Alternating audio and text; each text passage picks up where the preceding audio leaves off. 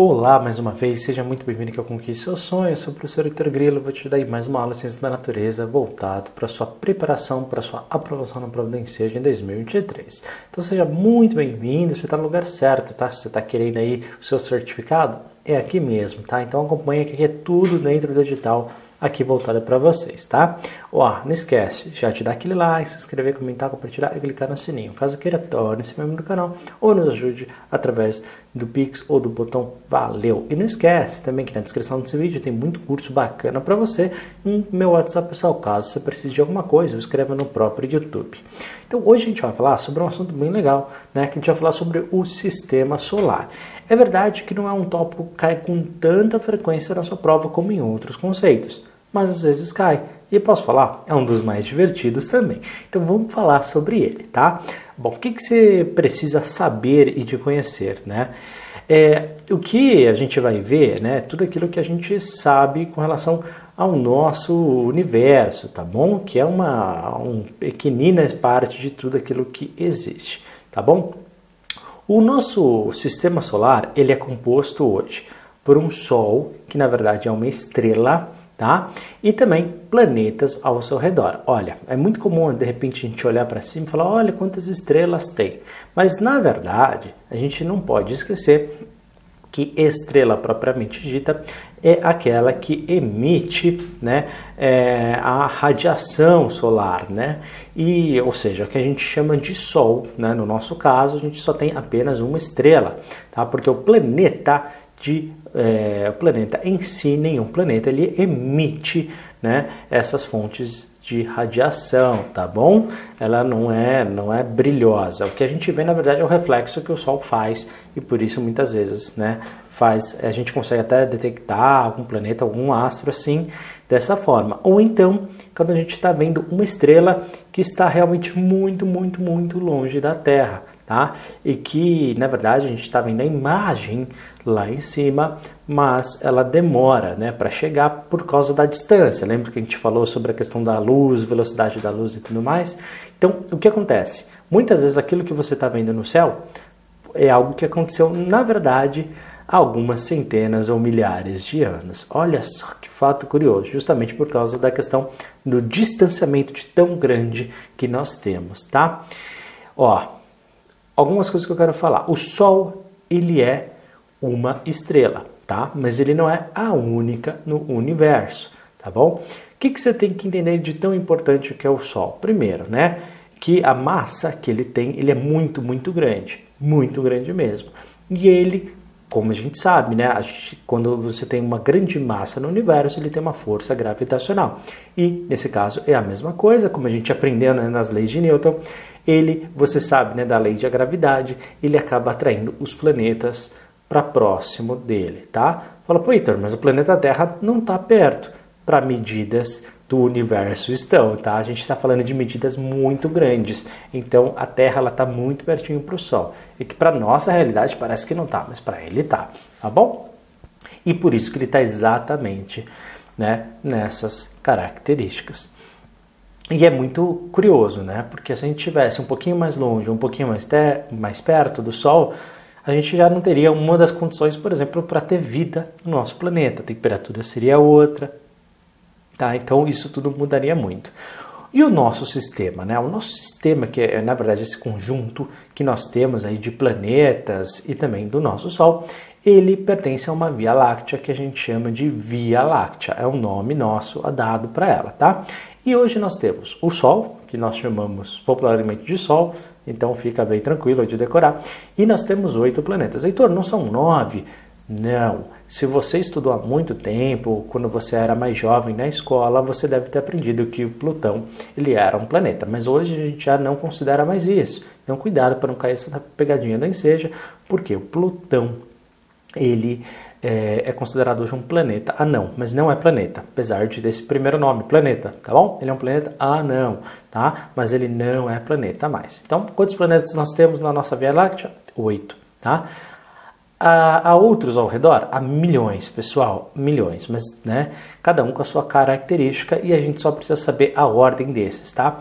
E essa é a ordem do Sol para o que está mais perto para o que está mais longe. Então a ordem é Mercúrio, Vênus, Terra, Marte, Júpiter, Saturno, Urano, Netuno e Sol. Tá Netuno, Plutão não, tá bom?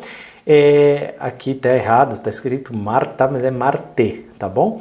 E Terra é o terceiro planeta, né, vindo do Sol, tá bom? Todos ficam ali orbitando, né, fazendo um movimento ao redor do Sol. Então aqui tem uma foto onde você consegue ver melhor, tá? Onde você tem as distâncias ali, você tem o Sol bem grandão, depois Mercúrio, Vênus, Terra, Marte, Júpiter, Saturno, Urano e Netuno, tá bom? Claro, aqueles que estão mais próximos, né, tem algumas características do que aqueles que estão mais longe, mas se você sabendo essa distância, você consegue imaginar as características de cada um. Então, por exemplo, Mercúrio, menor planeta e é o mais próximo do Sol, com temperaturas com mais de 400 graus Celsius, tá? E é formado quase todo por ferro. Enquanto Vênus é o mais brilhante no céu, o único que faz a rotação no sentido horário e é o mais quente, tá? Com mais de 460 graus Celsius. Heitor, mas por que Vênus está mais quente do que Mercúrio? Os dois são bem quentes, né? Mas porque é levemente mais? Por causa da proteção e tudo mais, né? Nas camadas de proteção e da sua composição interna, tá? Mas aí não vem ao caso, tá? Então, como sua prova não cobra, eu não vou falar. Terra é o único com água, tá? Em estado líquido, planeta, tá bom? Porque hoje a gente já sabe que, por exemplo, nossa Lua já tem água. Olha só que coisa. E oxigênio na atmosfera. Enquanto Marte é o segundo menor desses 8, tá? E possui 2 luas bem conhecidas e temperatura média de menos 63 graus Celsius. Então, se você for para Marte, leve um casaquinho. Júpiter é o maior planeta e é 120 vezes maior aproximadamente, tá? Do que a Terra e possui, pasme só vocês, 79 luas. É bastante, né? Cuidado para não se perder lá. Saturno é o segundo maior, com anéis ao seu redor e é quase todo feito de hidrogênio. Enquanto Urano é um planeta gasoso, superfície mais fria de menos 220 graus Celsius. Netuno é o mais distante, gasoso e muito ventoso, com mais de 2.000 km por hora o vento, tá bom? Então, se você for para Netuno, né, cuidado para você não perder o seu guarda-chuva, né? Porque vai ventar bastante por lá. Bom, dentro da Via Láctea, isso aqui você não precisa decorar os nomes nem nada assim, tá? Mas é só para você ter uma noção. Ela tem por volta de 13 bilhões de anos, tá? Uma galáxia no formato espiral. No centro a gente tem as estrelas mais antigas e também tem a presença de um buraco negro. Ao redor você tem os discos galácticos, né? Com as estrelas jovens e nebulosas. A gente também tem o halo galáctico, que são as estrelas antigas, e ao redor você tem o halo de gases circundantes, tá bom? E possui cerca de 100 a 400 bilhões de estrelas. Não são de planetas, são de estrelas. E em cada estrela a gente pode ou não ter alguns planetas, tá bom? Isso só na Via Láctea. Dá para ter noção de quão grande é o universo? E a Terra? Bom, a Terra no meio desse vazio, né, que a gente tem, né? Como é que ela funciona? Ela nunca para, ela está sempre em constante movimento e ela faz 2 movimentos ao mesmo tempo, tá? Isso você tem que saber. Movimento de rotação, movimento de translação, tá? Decora os nomes e decora o que ela é. Rotação é quando ela gira em torno dela mesma, tá? Ela vai girando dela mesma, vai girando, que nem um peãozinho. Você jogava peão quando você era criança? Não? Eu jogava. Então, aquele peãozinho de madeira, não jogava? Então, lá você tem que saber, tá? Que esse é o movimento de rotação que ele faz quando ele gira em torno dela mesma, só que no sentido anti-horário, tá bom? Contrário do relógio, tá? E ela, quanto que ela demora para fazer uma volta completa nela mesma? 23 horas, 56 minutos e 4 segundos. Reparou? É o nosso dia, tá? Então, como resultado, a gente tem os dias e as noites e, claro, as temperaturas, né? De dia é mais quente, de noite é mais fria. Então, por causa disso, tá bom? Por causa desse movimento, tá? Então, o pessoal aí que acredita que a Terra é plana, mais uma prova, tá? O movimento aí dura 24 horas, movimento de rotação. E além disso, Heitor, né? Como você já sabe, ele também está girando em torno do Sol, tá? E esse por causa do eixo gravitacional que o Sol tem. Então, esse é o movimento de translação, que nada mais é do que o movimento da Terra em torno do Sol. E quanto tempo ele demora para dar uma volta completa ali no Sol? Dura 365 dias, 5 horas e 48 minutos.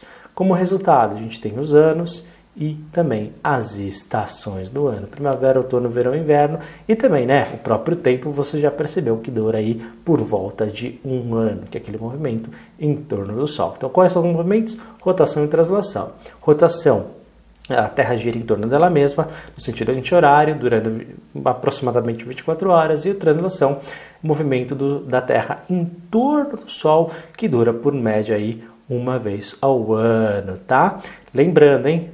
Sentido de rotação, dias e noites em temperaturas, e translação, os anos e as estações do ano.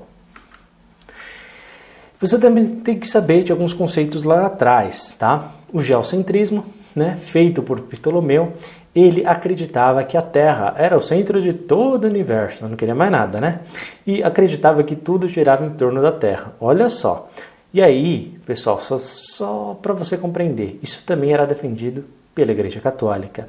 E esse pensamento, porque a gente não tinha muita noção, né, de satélites, a gente dificilmente conseguia olhar lá para fora. Então, essa ideia, esse pensamento da Terra como centro de todo o universo foi defendida por 14 séculos, tá? A gente está falando de 1400 anos, tá bom? Até que chega o helicentrismo, né? O Nicolau Copérnico, no século XV, e vem falar, olha, o Ptolomeu tá doido, tá bom?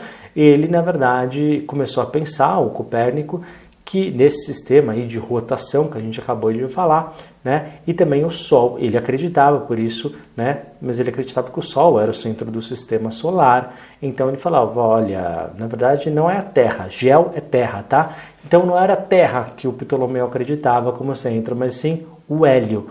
Hélio é Sol, tá bom? Então heliocentrismo, hélio é o Sol como centro do sistema solar.